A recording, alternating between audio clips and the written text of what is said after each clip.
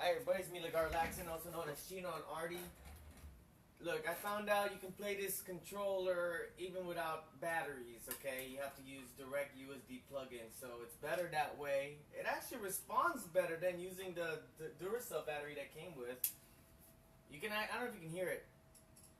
You actually hear this noise from the mouse sensor area. But hey, it works great on the Nintendo Wii Emulator. I mean, look at me. I'm over here just playing House of the Dead. Shit, man. That ain't right. That's your language, bro. See, this is the Steam controller.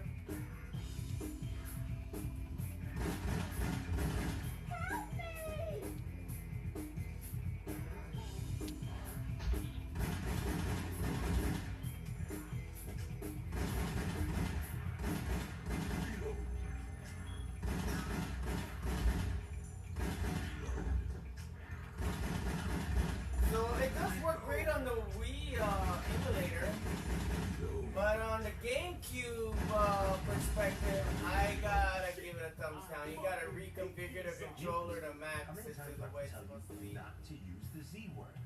I don't know what's going on with this controller too much because I noticed something about this controller.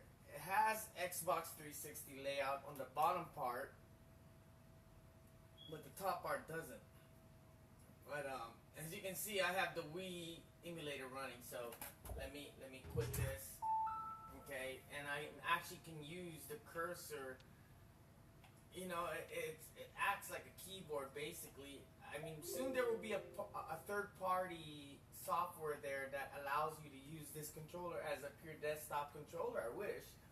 I mean, it will kind of like, for example, if I really want to type something, if I lost my keyboard, I would just go right here, and then, I mean, this is the, over here, I have the left trigger is right here, okay, when you look at a mouse, alright, I always buy Black Web products, so same thing with my keyboard. It has a built-in mouse as well, and, look at this, there's my keyboard right there, so, okay, but I do prefer that one feature that, you know, when you hold that one part when you're in Steam OS where you type, you use this as a way to, look at this, it actually,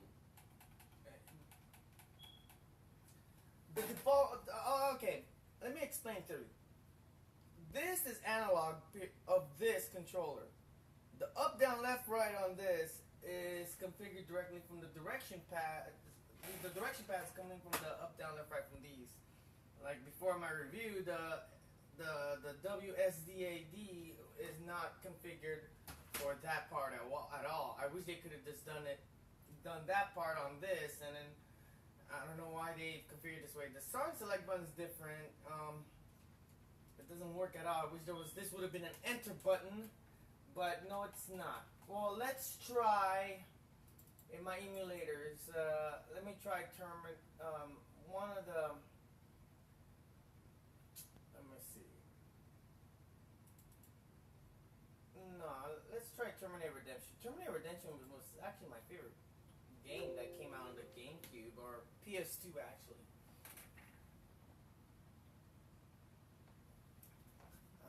Let's see if it configures it as my Xbox controller. It's my first time trying it out. But I recommend keeping it plugged in on that long USB cord. Wireless is really off the subject for this kind of controller. And now I see why they have that USB port. Okay, I'm pressing A. Oh, it took me out. Why did it do that? Why did it do that? See, you see what I'm talking about? I press B. It's actually an escape button. It quit my game. So, okay. Wii emulation, I gotta give it a props to it. So, you really gotta reconfigure this. I mean, I got really excited when I bought this. I mean, I have a different box art compared to its original. Well, basically it is, see? And what's funny about this box is that underneath it, the blueprint of the controller is underneath.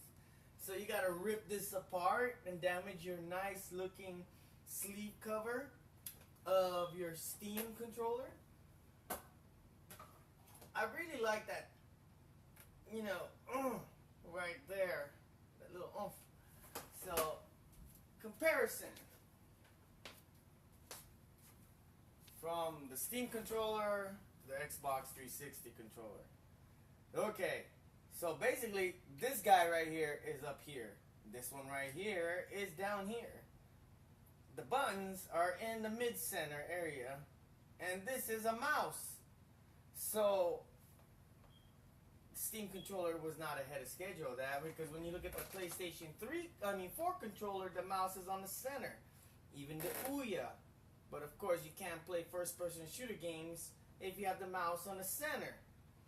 But everybody are so used to controlling the game this way, and playing this game seems like, okay, when you aim up, here's the position how to describe it. When you're using this controller, it goes like this, like really firm, you know what I mean?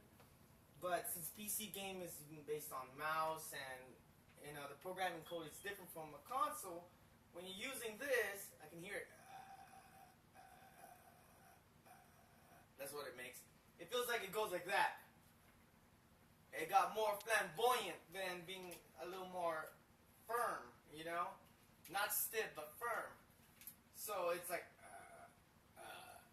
and in my previous video, it showed me playing Half-Life, and you can see I was having that problem on that dead center over here. And I gotta say, there's a lot of buttons underneath these two buttons right here.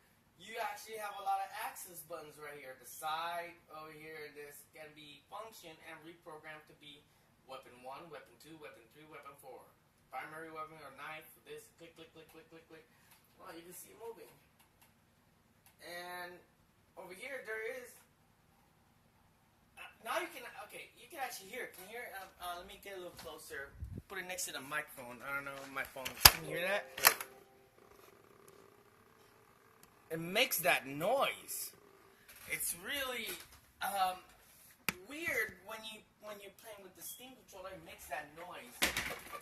So this controller, I mean, I already made my review on it, but I'm really showing what's the benefits of it. But the only benefits I got out of it is playing on the Wii and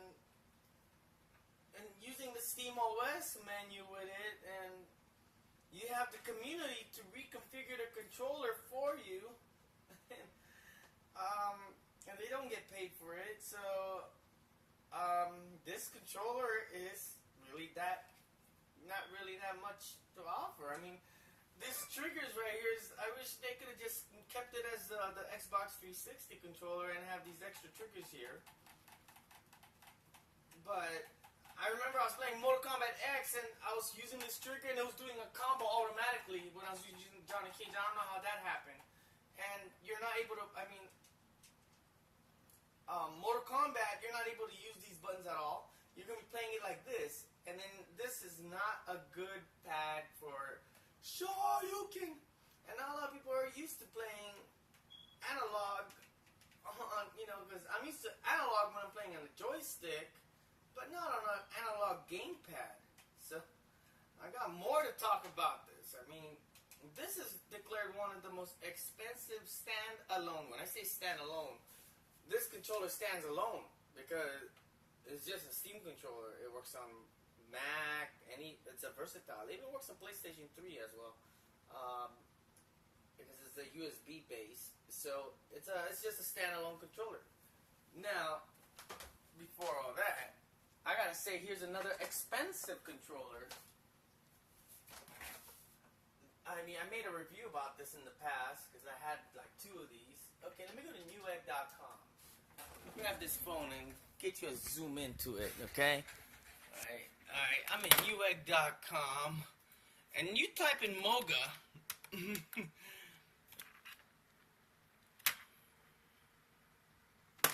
Okay, the PowerA, the Hero controller. This is the Moga controller. The reason why it's worth $99 is because you get to play your Android phone with it. And if you're gonna go for an iPhone or iPad, I recommend here's a Logic type version, but it does not work on an Android. And it has a built-in battery. Well, the thing about it, this thing has its own battery. I mean, I did not pay $99 for this. I actually spent something else.